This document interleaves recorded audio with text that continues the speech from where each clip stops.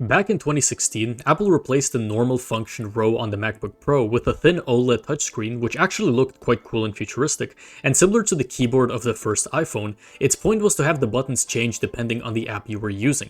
So in Safari, it could show tabs, in photos or video editing apps, it could become a little scrubber, and when you were typing, it could show emoji or autocorrect suggestions. It could also be used by any third-party app that added support for it. The problem was that Apple did this in favor of the real keys. That meant stuff people used constantly like escape, brightness, volume, and function keys now had no physical feel or feedback, so you couldn't just reach up and press them by muscle memory anymore, because you now had to look down and check what was on the strip, since it changed its layout often. All of these issues made it a low priority for app developers, and even apps like DaVinci, which added early support, never gave it their full focus and treated it more like a gimmick. Some people customized it and got a lot out of it, especially with shortcuts and macros, but for most users it was just worse than real stable keys. Apple added back the physical escape key in 2019 and fully discontinued the touch bar in 2023. The MacBook port removals are probably one of the biggest criticisms of MacBooks even today, because it felt like taking away useful features for literally zero reason. Now, to be fair, some of the early removals did make sense. The optical drive was going away because CDs and DVDs were fading, Ethernet was harder to fit into the super thin laptops, and FireWire had been important for older cameras, drives, and audio gear, but newer standards were now taking over. But then basically every other port was removed and replaced with one or two USB-Cs that were now meant to handle everything from charging to transferring data. And the annoying part wasn't that USB-C was bad, it was actually quite powerful.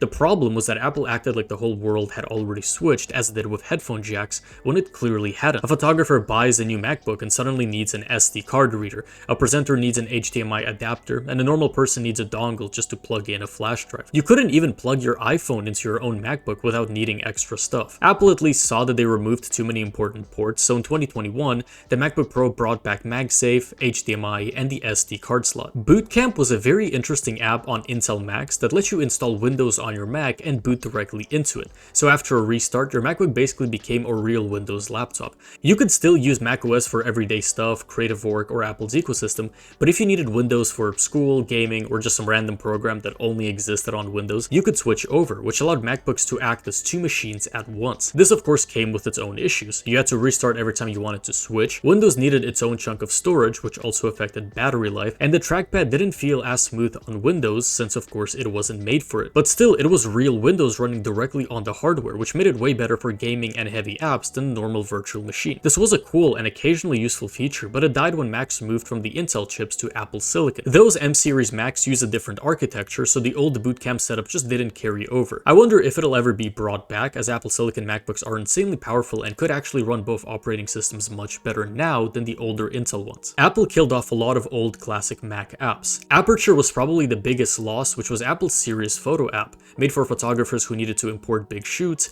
organize libraries, rate photos, and do real editing work. It was basically Apple's version of Lightroom. When Apple killed it, there was never really a true replacement, and it felt like Apple just handed pro photography over to Adobe. Then there was iPhoto, which was the more casual version. That was where normal people managed family photos, albums, slideshows, and basic edits. Photos replaced it now, but Photos feels more tied to iCloud and the Apple ecosystem, while iPhoto was more of a standalone classic Mac app. iDVD allowed you to make real DVDs with menus, themes, chapters, and slideshows, which was great for home videos at the time, but obviously became outdated. iWeb was similar, but for websites. You could build a simple personal site without coding using Apple-style templates, which was actually quite cool, but also limited in what it could do compared to the actual website builders like Wix. And another app called Front Row turned your Mac into a media center with full-screen interface for music, photos, videos, and DVDs, similar to the Windows Media Center, which was also then removed. The glowing Apple logo is a detail I think a lot of us already forgot about, but it made old MacBooks instantly recognizable, yet it was removed anyway. Apple obviously didn't remove it just because they wanted to kill something cool.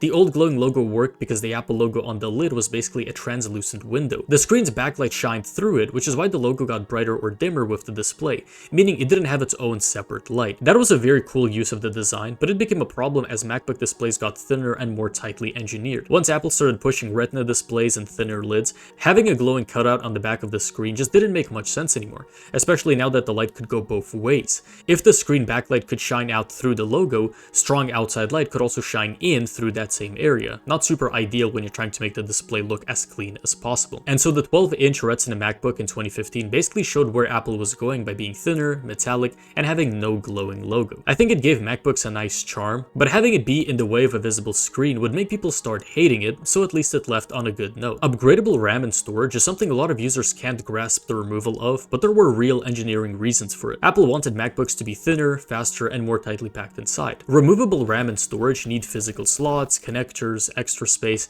and a layout that leaves room for people to actually access those parts. So when Apple started soldering RAM and moving to custom flash storage, it helped them build denser laptops with bigger batteries and cleaner internal designs. And with Apple Silicon, it got even more extreme because the CPU, GPU, and other parts of the chip share the same high-speed memory pool, so it's not like the old days where you could just pop in laptop RAM sticks later. But now you have to decide how much RAM and storage you need when you buy the Mac. If you choose too little memory, that machine is stuck that way forever.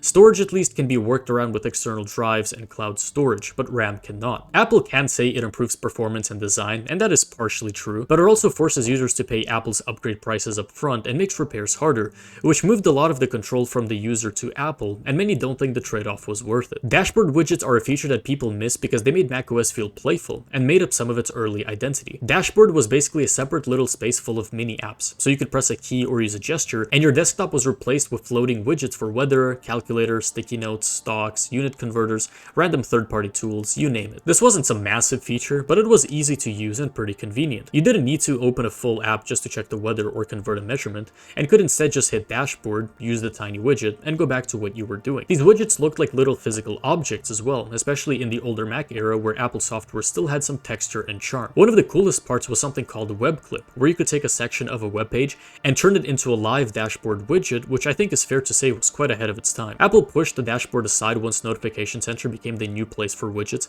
and then Catalina removed it completely. Modern macOS widgets are cleaner and more integrated, but people who've used both say that they don't have the same charm of the dashboard ones. Mac OS Server is a feature I like the most and think should have stayed and improved. It was an app that lets you turn your Mac into a server and handle tasks, so instead of needing a complicated Linux server or a full-time IT person, you could, with little experience, handle file sharing, time machine backups, user accounts, and everything else connected to the server. To an average user, this may be useless, but it helped, for example, schools manage student devices and businesses to run shared calendars, contacts, and some internal pages. You can do this now with the terminal and external apps, of course, but it's very different when Apple does it, since they can do more with the MacBook and again make it simple to use. And Apple was taking it quite seriously, having Mac OS X Server, which started as its own server operating system. Later, Apple turned it into a cheaper server app instead, and over time Apple stripped more and more out of it. Some features moved into regular Mac OS like file sharing, time machine backups, and content caching. Other stuff just faded because businesses moved to better cloud tools. Mac OS Server just didn't do enough, and could have, in my opinion, still been relevant today with proper changes, but Apple officially discontinued it in 2022. Comment which feature you think should have stayed, hype and share the video to support the channel, and thank you for watching.